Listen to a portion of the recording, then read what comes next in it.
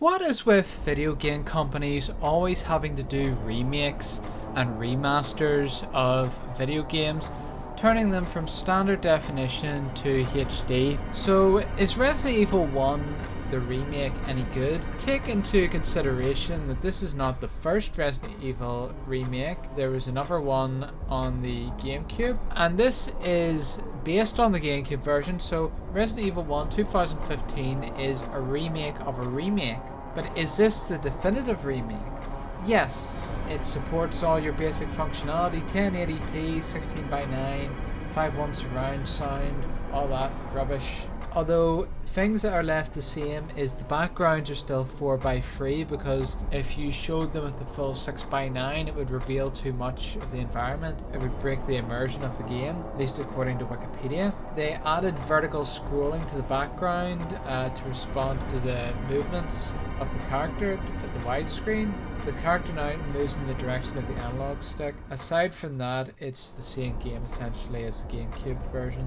It's an interesting concept because the game itself, it's 3D models which are rendered over a pre-rendered background, and from my experience personally, I sort of felt like it had a watercolor-like effect. Maybe that's just me, because I asked Mark and he said I was nuts. Who knows? But that's just my opinion. The plot of the game is the police STAR team investigate murders outside Raccoon City. They get ambushed by a bunch of zombie dogs. Then they have to run away from the dogs. Fortunately, they find a mansion and they take refuge there, but then they decide to split up for some reason and everybody gets lost. You can choose whether to be Jill or Chris, and the story will change depending on who you pick, but the gameplay is essentially the same.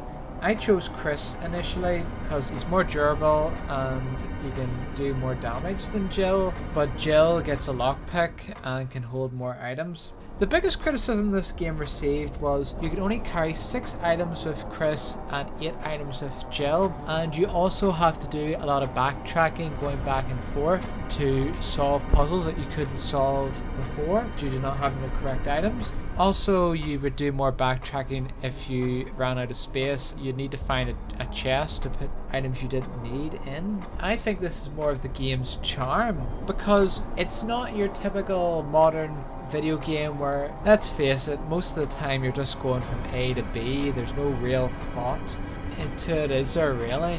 These old games, you had to be very careful of the amount of ammo that you use. You had to think, okay, should I go all the way back and risk going past these zombies to put some items in my item box and free up space? Or do I keep pressing on ahead and hope that there's an item box close by or a save point close by? You also had to be resourceful with your ribbon. You would get ribbon for the printer, which would help you save the game. I never ran out of ribbon, but just be aware you get a limited supply. I did run out of bullets, so most of the time I ended up avoiding the zombies instead of actually shooting them down, though sometimes I didn't have a choice in the matter. Unlike the original Resident Evil, the voice acting is solid. Not spectacular, but solid. The original, I'm aware, had very goofy voice acting. Well, but what is this game Resident Evil? Like, what's it about? Well, it's a third-person shooter / horror game that has tank controls. It also has puzzles, which are quite clever. It's not one of your Mario games where the puzzles are so easy. These puzzles actually have a bit of wit to them. The atmosphere is quite tense. The sound design's done quite well. Like whenever a zombie shows up or whenever you go into an empty room, there's like a curtain and you hear the music and the music gets louder whenever you open the curtain. You know, little things like that, it does quite well. You get a knife, that's the weapon you have throughout the whole game, and it was absolutely useless. I tried using it, a zombie would fall down, I'd get 1 or 2 stabs, but it didn't really make a difference. Though I was playing on hard mode, so maybe on the lower difficulties it's actually useful. The map was color coded, which was nice. You'll need to look at the map quite often as you'll get lost in the mansion.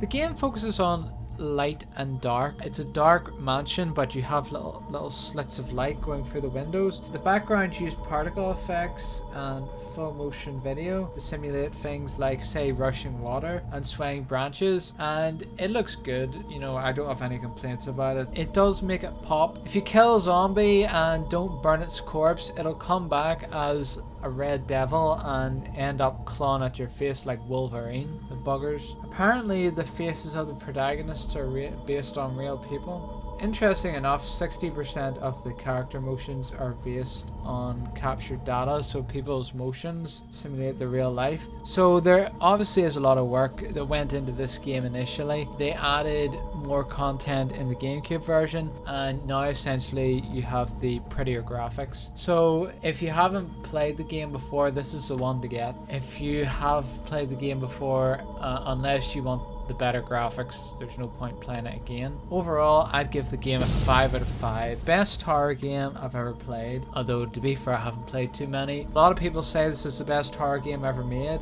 In my opinion, it's my favorite Resident Evil game I've ever played, and I don't see my opinion changing on that.